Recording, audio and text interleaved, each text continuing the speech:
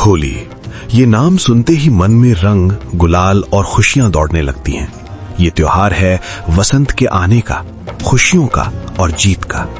हर साल फाल्गुन महीने की पूर्णिमा को हम सब मिलकर होलिका दहन करते हैं और अगले दिन रंगों की दुनिया में खो जाते हैं। हम सब ने बचपन से ये कहानी सुनी है कि भक्त प्रहलाद को मारने के लिए उसकी बुआ होलिका उसे गोद में लेकर आग में बैठ गई थी, पर हुआ उल्टा। प्रहलाद बच गए और होलिका जल गई। ये कहानी बुराई पर अच्छाई की जीत का सबसे बड़ा प्रतीक है। लेकिन क्या आपने कभी इस कहानी की गहराई में झांका है?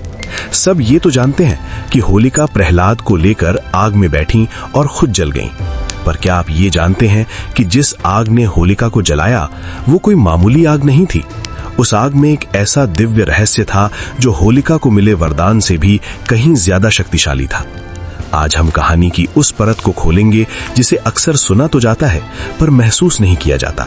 चलिए आज जानते हैं कि उस आग का असली रहस्य क्या था जिसने अधर्म को जलाकर राख कर दिया।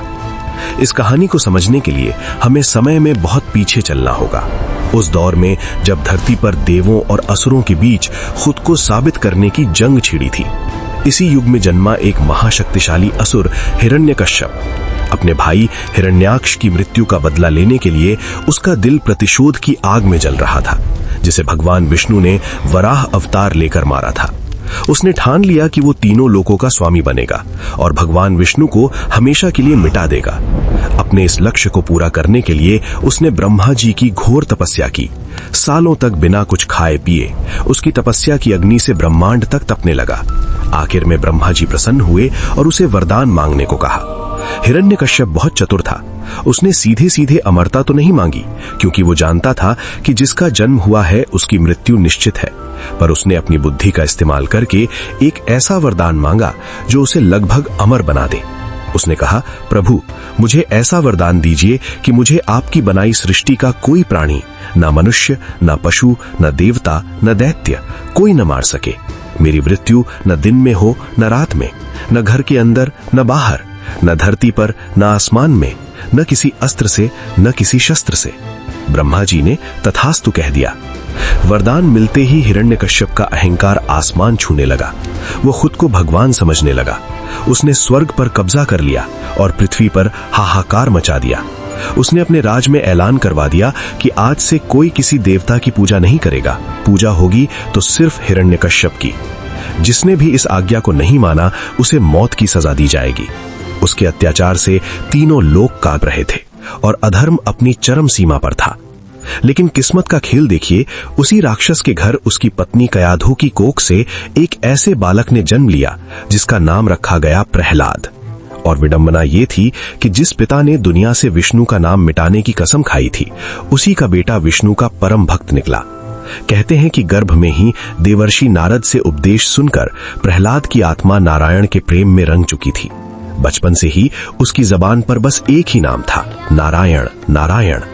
जब हिरण्यकश्यप को पता चला कि उसका अपना बेटा ही उसके सबसे बड़े दुश्मन की भक्ति में डूबा है, तो उसके गुस्से का ठिकाना नहीं रहा। उसने प्रहलाद को बुलाया और गरज कर पूछा, मूर्ख बालक, तू किसकी पूजा करता है? क्या तुझे नहीं पता कि इस ब्रह्मांड का भगवान मैं हूं? बालक प्रहलाद ने बड़ी मासूमियत और निडरता से जवाब दिया, पिताजी, आप मेरे पिता हैं, इस राज्य के राजा हैं, मैं आपका आदर करता हूं, पर इस सृष्टि के स्वामी तो श्री हरि विष्णु ही हैं, वो तो कण कण में है। ये सुनते ही हिरण्यकश्यप आग बबूला हो गया। उसने प्रहलाद को समझाने की हर कोशिश की। उसे असुरों के बड़े बड़े गुरुओं के पास भेजा, लेकिन प्रहलाद पर कोई असर नहीं हुआ। उल्टा वो दूसरे असुर बालकों को भी नारायण की भक्ति सिखाने लगा। हिरण्यकश्यप का घमंड अपने ही बेटे के सामने टूट रहा था और ये उसे बर्दाश्त नहीं था।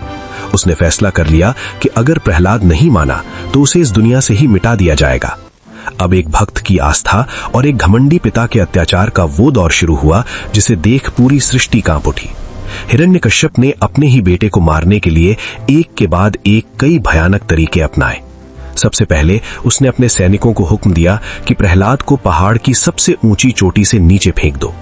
सैनिक जब उसे नीचे फेंक रहे थे तब भी प्रहलाद शांति से नारायण का नाम जप रहा था।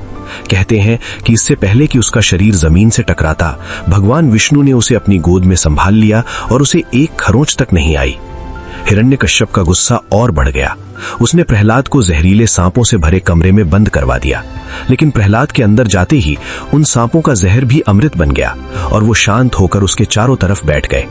जब ये कोशिश भी नाकाम हुई तो हिरण्यकश्यप ने प्रहलाद को पागल हाथियों के पैरों तले कुचलवाने का आदेश दिया। पर जैसे ही हाथी प्रहलाद की तरफ बढ़े, वो उसके सामने रुक गए और उसे प्रणाम करने लगे।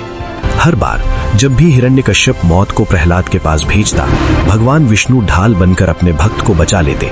प्रहलाद की आस्था हर परीक्षा के बाद और भी मजबूत होती जा रही थी। वो अपने पिता के जुल्म का जवाब नफरत से नहीं, बल्कि अपनी अटूट भक्ति और मुस्कान से दे रहा था। हिरण्यकश्यप की समझ में नहीं आ रहा था कि जिस ताकत से उसने तीनों लोकों को झुकाया, वो एक बच्चे की आस्था के सामने इतनी लाचार क्यों है। जब सारे पैतरे नाकाम हो गए तो हताश और बौखलाए हिरण्यकश्यप ने अपनी आखिरी और सबसे भयानक चाल चलने की सोची। उसने अपनी बहन होलिका को बुलाया। होलिका प्रहलाद की बुआ थी। पौराणिक कथाओं के अनुसार होलिका को ब्रह्मा जी से एक खास वरदान मिला था। उसे एक ऐसी चादर मिली थी जिसे ओढ़ने पर आग उसे जला नहीं सकती थी। वो जब चाहे आग में बैठ सकती थी और उसे कोई नुकसान नहीं होता था।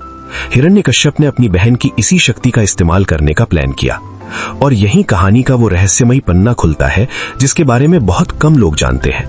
होलिका को मिला वरदान बिना शर्त का नहीं था। कहते हैं हर दिव्य शक्ति धर्म और मर्यादा से बंधी होती है। ब्रह्मा जी के वरदान के साथ एक शर्त जुड़ी थी। ये वरदान होलिका की रक्षा तभी तक कर सकता था जब तक वो इसका इस्तेमाल किसी निर्दोष या धर्मात्मा व्यक्ति को नुकसान पहुंचाने के लिए न करे। अगर उसने अपनी शक्ति का गलत इस्तेमाल किया तो ये वरदान खुद ही खत्म हो जाएगा और उसी पर भारी पड़ेगा। हिरण्यकश्यप ने होलिका को हुक्म दिया, बहन, तुम प्रहलाद को अपनी गोद में लेकर एक बड़ी सी चिता पर बैठ जाओ। तुम्हारे पास ब्रह्मा का वरदान है, आग तुम्हारा कुछ नहीं बिगाड़ पाएगी, लेकिन प्रहलाद उस आग में जलकर राख हो जाएगा। कुछ लोक कथाओं के अनुसार होलिका पहले इस पाप के लिए तैयार नहीं थी। वो अपने ही भतीजे की मौत की वजह नहीं बनना चाहती थी, लेकिन अपने भाई के दबाव और गुस्से के आगे उसे झुकना पड़ा। घमंड में अंधे भाई बहन ये भूल गए कि वे धर्म के खिलाफ जा रहे हैं। फाल्गुन महीने की पूर्णिमा की रात आई।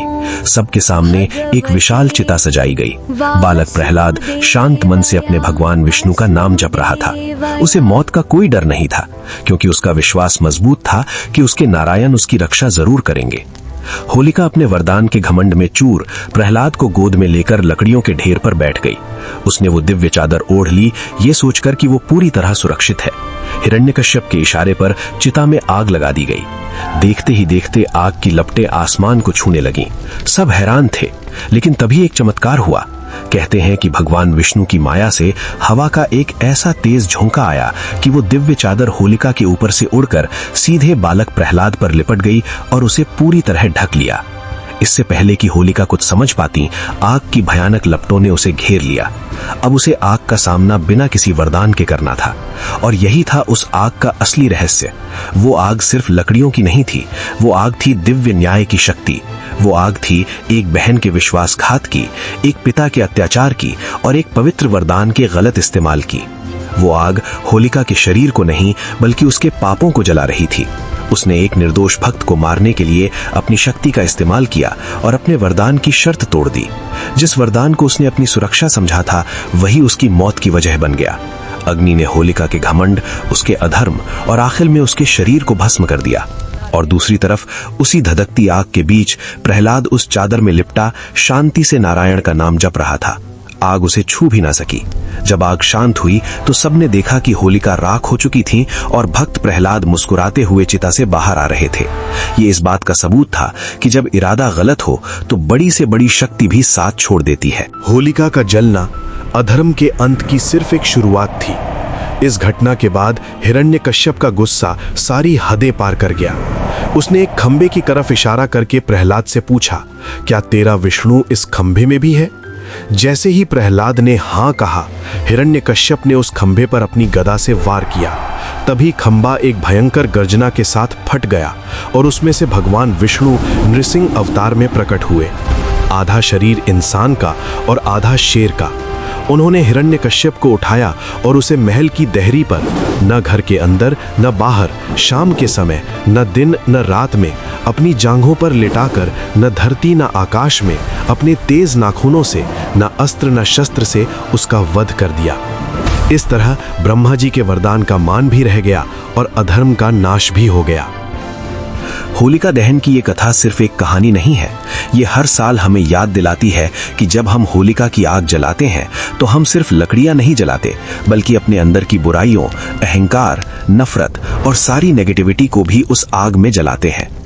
ये पर्व सिखाता है कि बुराई कितनी भी ताकतवर क्यों न हो, अंत में जीत हमेशा अच्छाई, आस्था और धर्म की ही होती है। आज के दौर में शायद एक और बुराई जिसे हमें इस आग में जलाना है, वो है प्रकृति के प्रति हमारी लापरवाही। क्यों ना इस होली हम केमिकल वाले रंगों और पानी की बर्बादी को जलाकर पर्यावरण के अनुकूल होली मनाने का संकल्प लें। इस होली आप अपने जीवन की कौन सी बुराई को उस पवित्र अग्नि में जलाना चाहेंगे? नीचे कमेंट्स में हमें जरूर बताएं। अगर आप ऐसी ही पौराणिक कथाओं के गहरे रहस्यों को जानना चाहते हैं तो हमारे चैनल द डॉक्यूमेंट्री हब को सब्सक्राइब करें और इस आध्यात्मिक सफर का हिस्सा बने। धन्यवाद।